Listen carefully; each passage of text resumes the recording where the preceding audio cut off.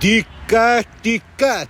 5 dəstənin 12 üzvü saxlanıldı. Qanunsuz şans və mərc oyunları daha 12 nəfəri azadlıqdan türməyə apardı. Daxili İşlər Nazirliyinin kibercinayətkarlıqla mübarizə baş idarəsi tərəfindən keçirilən tədbirlərlə qeyd edilən qanunsuz fəaliyyətlə məşğul olan 5 fərqli dəstənin 12 nəfərdən ibarət üzvü saxlanılıb.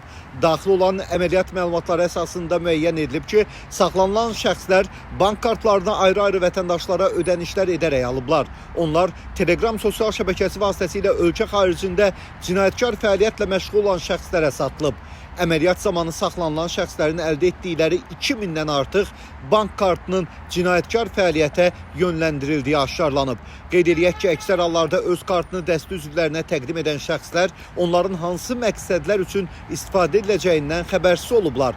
Vətəndaşlara bir daha müraciət edərək bildirilir ki, öz bank rekvizitlərinin üçüncü şəxslərə drop, yəni cinayət faktlarında istifadə edilməsi məqsədi ilə təqdim olunması yol verilməzdir. Tanımadığınız şəxslərlə bank məlumatlarını paylaşmayın və hər hansı bu kimi şübhəli təkliflə rastlaşdıqda dərhal Daxili İşlər Nazirliyinə müraciət edin.